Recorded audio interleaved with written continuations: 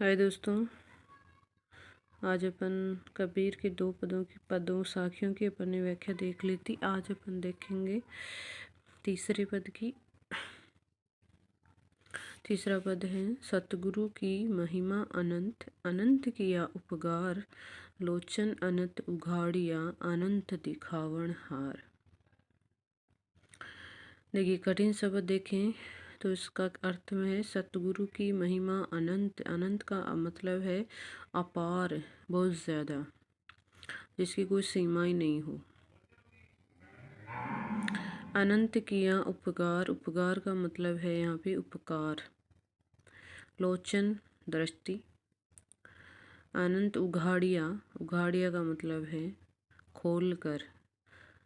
अनंत दिखावनहार, दिखावनहार मतलब दिखाने वाला। देखिए, इसमें प्रसंग अगर आपको करना है तो कैसे करना है। प्रस्तुत साखी कबीर के गुरुदेव के अंग से ली गई है। कबीर यहाँ पर ये बता रहे हैं कि सतगुरु ने क्या उपकार कार्य किया है। तो देखिए, सतगुरु की महिमा अनंत। कवि कह रहा है कि सतगुरु की जो महिमा है वो अपार है। महिमा अनंत का मतलब अपार आता है कि सतगुरु की जो महिमा है वो अनंत है। उनकी महिमा का वर्णन किया जाना असंभव है। उन्होंने मेरे बहुत ज़्यादा उपकारकारी किया है। अनंत किया उपकार, उन्होंने मेरे लिए बहुत उपकारकारी किया है। लोचन अनंत उगाड़िया, दृष्टि। उगाड़िया का मतलब खोल कर। उन्होंने मुझे वो दिव्य दृष्टि दी है जो जिससे मुझे असीम प्रभु को देख सकता हूँ। कवि यह कह रहा है कि मेरे गुरु ने मुझे वो दृष्टि दी है जिसके माध्यम से मैं उस असीम सत्ता प्रभुधा को देख सकता हूँ। अनंत दिखावनहार, प्रभु की पहचान कराने वाले दृष्टि मुझे गुरु ने ही दी है। यह उनका उपकार कार्य है। मतलब कुल मिलाकर कबीर ये कहना चाहते हैं कि मेरे को भगवान से जो मिलाने का कार्य है वो प्रभु ने किया है। इनकी महिमा अपरंपार है, ये अनंत है। राम नाम के पट तरे, देवे के कछु नाही, क्या ले गुरु संतोषी, होश रही मन नाही। सॉरी मैं इसका ऊपर वाले का थोड़ा विश्लेषण बता रही हूँ। मतलब अलंकार देखा तो अनुप्रास अलंकार इसमें है। इसके साथ ही इसमें यमक अलंकार का प्रयोग किया है। यमक अलंकार कहाँ होता है? यमक अलंकार वहाँ होता है जहाँ पर शब्द जो है, एक शब्द एक से अधिक बार प्रयुक्त होता है और प्रत्येक बार उसका अलग अलग अर्थ निकलता है, तो वहाँ पर यमक अलंकार होता है। यहाँ पर भाषा जो है वो सदुकड़ी भाषा है। आगे है चौथा, राम नाम के पट तरे, देवे की कछु नाही, क्या ले गुरु संतोषी, होश रही मन माही। राम नाम के पट तरे, के का मतलब के, पट तरे का मतलब है बराबरी। देवे को कछु नाही, देवे, देवे को मतलब है देने के लिए, देने योग्य कुछ नहीं है। क्या ले गुरु संतोष, ये होश रही मन माही। होश का मतलब आप बोलते हो ना कि होश नहीं है क्या तेरे को, थोड़ा बहुत भी होश नहीं है, वो वाला होश मतलब हौसला, उत्साह, उमंग। क्या ले का मतलब किस वस्तु से है, संतोष ये मतलब संतुष्ट करो। पहले इनका कठिन शब्द है, उनको लिख लिया करें आप। देखिए क्या है इसमें। प्रस्तुत साखी कबीर के गुरुदेव के अंग से उद्धृत है। इसमें कबीर ईश्वर का दर्शन कराने वाली दृष्टि देने वाले गुरु को आभार व्यक्त करते हैं। उन्होंने कहा है कि उन्होंने जो योग्य दृष्टि मुझे दी है उसके समान कुछ भी उसकी बराबरी कोई भी नहीं कर सकता। तो देखिए इसमें क्या है। कबीर कह रहे हैं कि गुरु ने मुझे राम नाम दिया है। राम नाम की पटदरे देवे की कछुनाई। कबीर कह रहे हैं कि गुरु ने मुझे राम नाम दिया है, अर्थात राम के बारे में मुझे सिर्फ मेरे गुरु ने बताया है। देवे की कछुनाई। आगे कह रहे हैं कि अगर उस नाम के बदले में मैं गुरु को कुछ देना चाहूँ तो मैं उन्हें कुछ भी नहीं दे सकता, उनकी बराबरी में नहीं कर सकता। मुझे उनके नाम की बराबरी करने वाली कोई चीज़ दिखती ही नहीं है। लोचन अनंत उघाड़िया, सॉरी नीचे वाले, क्या ले गुरु संदेश ये होश रही मन नाही। कबीर यहाँ कह रहे हैं कि उनके नाम के बराबर कुछ भी नहीं है। मेरे मन में यह अभिलाषा बनी ही रह गई कि मैं गुरु को ऐसी कौन सी चीज़ नहीं दे पा रहा जिससे मेरे गुरु को संतोष प्राप्त हो। कह रहे हैं कि अर्थात कबीर ये कह रहे हैं कि गुरु ने जो राम नाम की दीक्षा मुझे दी है वो मूल्यवान है, सबसे अधिक महत्व की है। इस संसार में उस राम नाम की बराबरी कोई भी नहीं कर सकता है, और अगर मैं बदले में मेरे गुरु को कुछ देना चाहूँ तो मैं उन्हें कुछ भी नहीं दे सकता हूँ। अब इसमें अलंकार की बात के विशेष में देखा जाए तो इसमें भी अनुप्रास अलंकार है। बार बार बता नहीं सकते कि अनुप्रास अलंकार कहाँ होता है, इसीलिए आप खुद अनुमान कर सकते हैं कि अनुप्रास अलंकार किसे कहते हैं। मैंने पहले वाले में बताया है आपको, इसकी भाषा भी मैंने आपको बताई है पहले वाले में। सभी पदों की भाषा एक ही होगी, ये ध्यान रखने की बात है। आगे है सतगुरु लही कमान करी भामण लागा तीर, एक जू भाइये प्रीति सु भीतरे रहा शरीर। सतगुरु लही कमान करी, कमान का मतलब है धनुष, करी का मतलब हाथ में, बाहन लागा तीर, बाहन लागा मतलब चलाने लगा, एक जू भाइये प्रीति सु भीतरी रहा शरीर। तीर, बाण लगा, तीर का मतलब आत्मज्ञान रूपी बाण, बाह्य का मतलब चलाया। शब्द हैं, लिख लिया होगा आपने। सतगुरु लई कमान करी बाहन लागा तीर, एक जू बाहे प्रीति सु भीतर रहा शरीर। अर्थात कबीर यहाँ फिर कहना चाहते हैं, अर्थात प्रस्तुत साखी कबीर के गुरुदेव को अंग से ली गई है। इसमें कबीर ने गुरु द्वारा दिए गए आत्मज्ञान के बारे में बताया है। क्या है, कबीर कह रहे हैं सतगुरु लई कमान करी बाण लागा तीर, कि कबीर कहते हैं कि गुरुदेव ने मुझे आत्मज्ञान दिया है जिससे मेरे भीतर उसका प्रभाव हुआ है।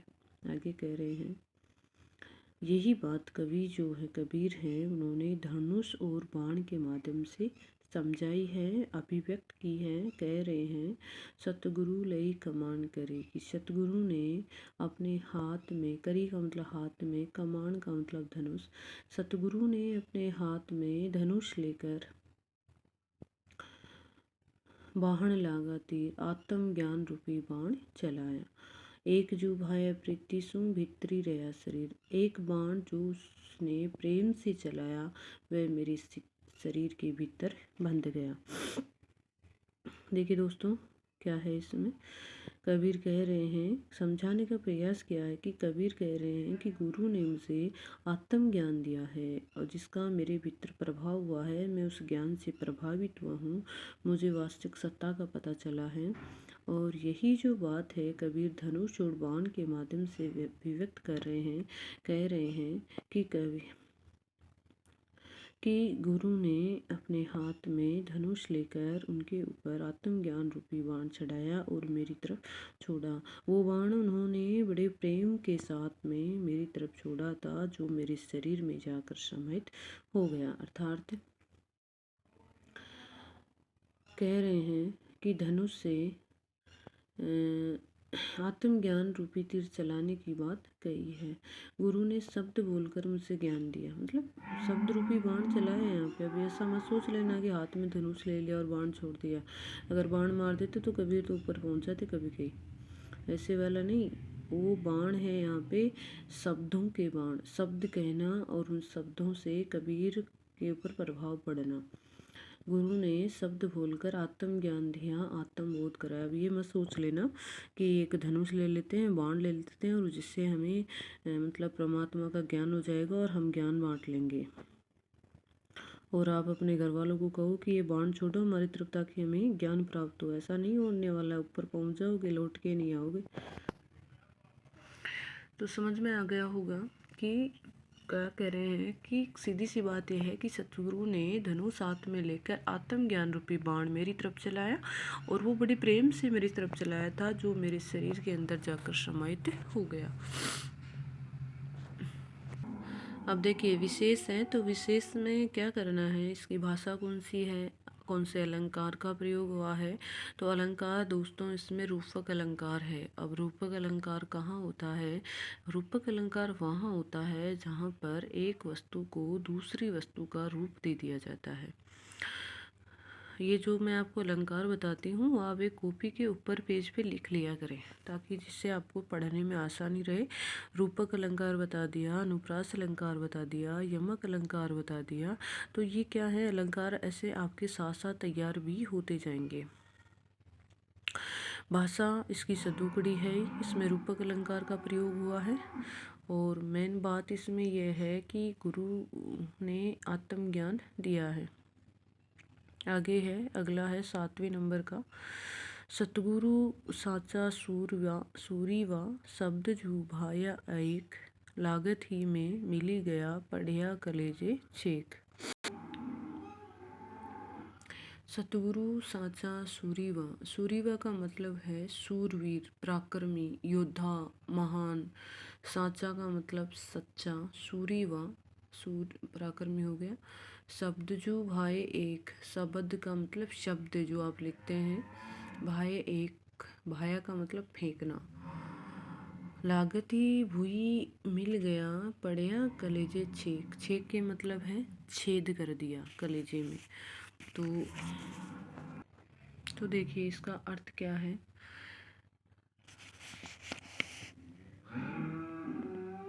7वें नंबर का है, इसका अर्थ है कि प्रसंग आपको बताने की आवश्यकता नहीं है, बार बार बताने से वीडियो लंबा हो रहा है, आप कर लेंगे।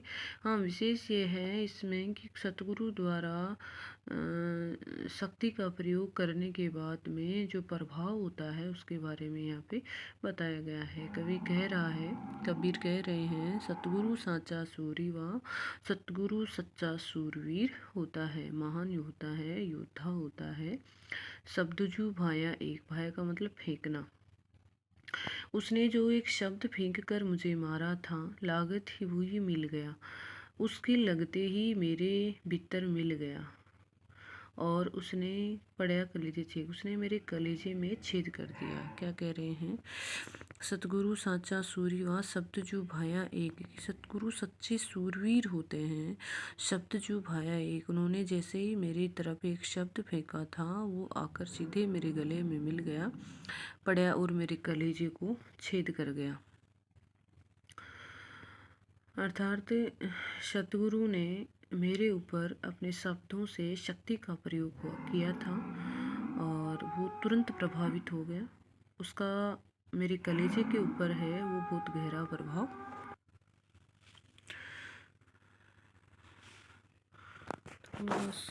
अब समझ में आ गया होगा। 7वें नंबर का है कि सतगुरु सच्चे सूरवीर होते हैं। उन्होंने मेरी तरफ जो शब्द फेंका था वो जाकर सीधे मेरे कलेजे में मिल गया और मेरे कलेजे में छेद कर गया। अर्थात उसने गुरु ने मेरे को जो शब्द कहे थे उनसे मैं तुरंत रूप से प्रभावित हो गया। अगला है, अब देखिए दोस्तों इसमें अलंकार आपको खुद ढूंढने कौन सा अलंकार है। सतगुरु से, साचा से, सूरीवा से, शब्द से। अब देखिए से वर्ण की आवृत्ति हो रही है, तो मैंने आपको बताया था कि जहाँ पर वर्णों की आवृत्ति होती है वहाँ अनुप्रास अलंकार का प्रयोग होता है। तो इसमें देख सकते हैं आप आराम से, अनुप्रास अलंकार है इसमें। भाषा इसकी सदुकड़ी है। सतगुरु को यहाँ पे सच्चे पराक्रमशाली योद्धा के समान बताया है। अगला है, सतगुरु मारिया बाण भरी, धरी करी सूधी मुठी, अंगी उछाड़े ला गया, गई दवा सू कुटी। देखिए, सतगुरु मारिया बाण भरी, धरी करी का मतलब होता है हाथ, धरी का मतलब पकड़कर, हाथ में धरकर या हाथ में पकड़कर। सीधी मुठी, सीधी मूठ अर्थात ठीक लक्ष्य को करके। सीधी मूठ, आप कहते हैं ना कि सीधा खड़ा हो, मुंह सीधा कर, वो वाली बात है। मुंह सीधी मूठ या लक्ष्य सीधा करके। अंगी अंग, उघाड़े उघाड़े, आप जानते हो अनंगे उघड़े हुए बोलते नहीं कि आप उघाड़ाई। गई दवासु फूटी, दवासु का मतलब दावाग्नि सी। सतगुरु मारा बाण भरी, धरी करी का मतलब है हाथ में धरकर, सीधी मूठ, अंग उघाड़े नंगे, लागियां गई दवासु फूटी। देखिए, दावासु का मतलब दावागन, और दावागन का मतलब है कि इसमें 3 प्रकार की आग होती है। एक तो जंगल में लगने वाली, एक समुद्र में लगने वाली, और एक होती है पेट में लगने वाली। तो पेट में लगने वाली आग को जठराग्नि बोलते हैं, और जंगल में लगने वाली आग को दावानल बोलते हैं। समुद्र में लगने वाली आग को बड़वानल बोलते हैं। यहाँ पर दावानल की बात होगी। देखिए, कबीर प्रस्तुत साखी प्रसंग देखें तो प्रस्तुत साखी कबीर के गुरुदेव के अंग से ली गई है। यहाँ गुरु की द्वारा शब्द का प्रयोग करने पर जो शक्ति प्रदर्शन है उसके बारे में बताया गया है। देखिए क्या है इसमें।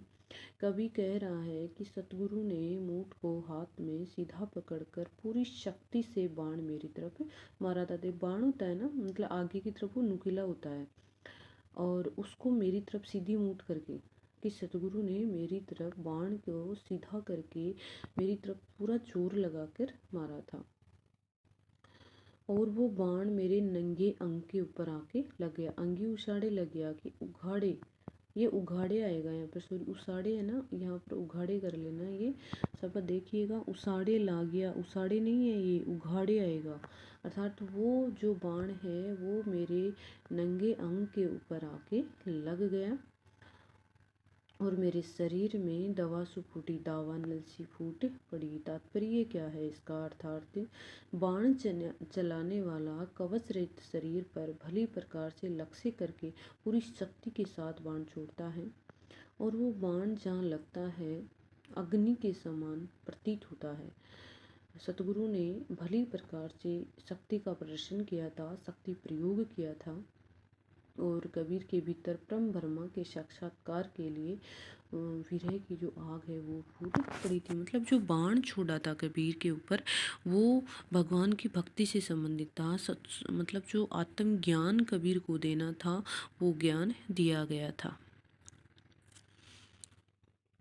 उसके लिए ये सब किया था। मतलब कवि ने गुरु के द्वारा दिए गए शब्द के प्रभाव का यहाँ पे वर्णन किया गया है, कि उन्होंने जो शब्द, जो ज्ञान मुझे दिया था उसका प्रभाव मेरे ऊपर कैसा पड़ा, मुझे किस चीज़ का अनुभव हुआ, उसका यहाँ पे वर्णन किया गया है।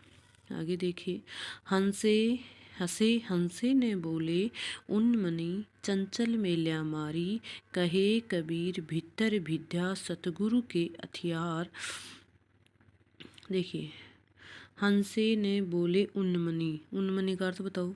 कहते हैं ना, जब आपके कभी कभी आप बोलते नहीं हो, घर पे उदास मुँह रहता है और मन नहीं लगता, तो आपके घर वाले, आपकी मम्मी बोलती है उन्मनी सी किया हो रही है। वही बात है यहाँ पे। उन्मनी का मतलब होता है मन की गति समाप्त हो जाना, मन आपका शांत हो जाता है, उस वक्त सोच नहीं सकते आप, विचार नहीं कर सकते। चंचल मेल्या मारी, मेल्या का मतलब होता है बेचैन करना, चंचल का मतलब मन से है यहाँ पे। और हंसे ने बोले, ना हंस रहा है ना बोल रहा है, हंसे ने बोले मतलब ना हंस रहा है ना बोल रहा है। उन्मना बता तो दिया आपको। कहे कबीर भीतर विद्या सतगुरु के हथियार। देखिए, प्रस्तुत साखी जो है, कौन सी नंबर की साखी पढ़ रहे हैं अपन? 9वें नंबर की साखी पढ़ रहे हैं, ध्यान रखना। और ऊपर वाले में उसाड़े की जगह उघाड़े आएगा, ये सही कर लेना। प्रस्तुत साखी कबीर के गुरुदेव के अंग से उद्धृत हैं। कवि ने गुरु द्वारा निर्देश दिए जाने के बाद मन की जो स्थिति है उसका यहाँ पे वर्णन किया गया है। दे कबीर कह रहे हैं, सतगुरु का शब्द रूपी हथियार या बाण इस प्रकार से भेद गया कि उसके मन की चंचलता दूर कर दी। हंसे ने बोले उन मन ही चंचल मेल्या हमारी। कवि कह रहे हैं कि सतगुरु ने शब्द रूपी बाण मेरी तरफ इस तरह से मारा कि उस बाण की वजह से मेरे मन की जो चंचलता है वो दूर हो गई। मेरा जो मन है वो अनमैशक हो गया, अर्थात उन्मना सा हो गया। मन क्या करता है, भटकता है ना अपना मन।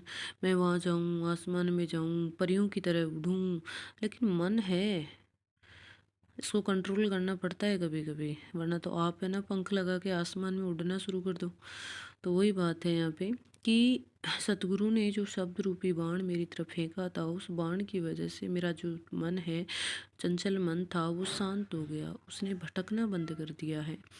वो ना हंसता था ना बोलता था, अर्थात मन का अस्वाभाविक आकार जो था वो समाप्त हो गया। मन का अस्वाभाविक व्यापार क्या होता है, अपन यहाँ रहते हैं और अपन कल्पना करते हैं कि जयपुर में ये हो रहा होगा, मेरे घर पे ये हो रहा होगा, मेरे घर पे आज वो आने वाले थे, आज कल मेरे को देखने आने वाले हैं।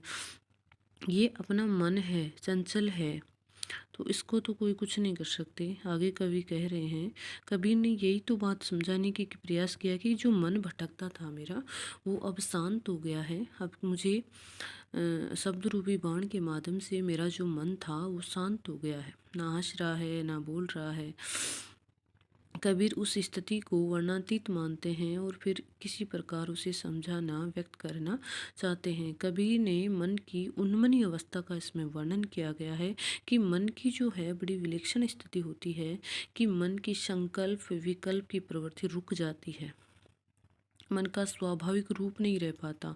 सामाजिक कल्याण की दृष्टि से ये प्रवृत्ति जो है वो अपने ठीक नहीं रहती। यहाँ पर अतिशयोक्ति पूर्ण अलंकार किया गया है। अतिशयोक्ति कैसे कि मन है, चंचल है, भटकता रहता है। अब एक बात बताओ, इतना कबीर के गुरु ने इतना ज्ञान दे दिया कि उसका मन है, उसका वो शांत हो गया एकदम से ही, मतलब उसमें किसी प्रकार की कल्पना ही नहीं है। ऐसा तो नहीं हो सकता ना। तो यहाँ पे अतिशयोक्ति अलंकार है। और अतिशयोक्ति अलंकार किसे कहते हैं, जहाँ पर बढ़ा चढ़ाकर किसी वस्तु का वर्णन प्रस्तुत किया जाता है, वहाँ अतिशयोक्ति अलंकार होता है। साथ में अनुप्रास अलंकार भी है। ये अनुप्रास अलंकार तो आपके हाथों के पीछे पड़ गया है, हर पद में अनुप्रास अलंकार आ रहा है।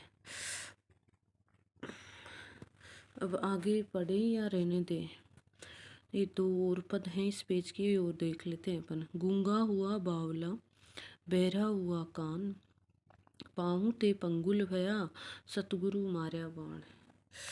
बाप रे, मुंह दुख रहा है यार बोलते बोलते मेरा तो। देखिए इसमें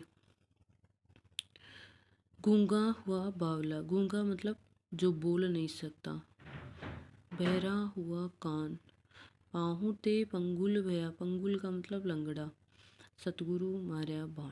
प्रस्तुत साखी कबीर के गुरुदेव को अंग से उद्धृत है। गुरु के प्रभाव से साधक शिष्य की जो स्थिति होती है, यहाँ उसी के बारे में वर्णन किया गया है। दोस्तों मेरा तो मन चले ना तो मैं ये सारे पद है ना आपको एक पार्ट एक वीडियो में पढ़ा दूँ, लेकिन बोलना पड़ता है, बोलते बोलते मुंह दुख जाता है, गला दुख जाता है।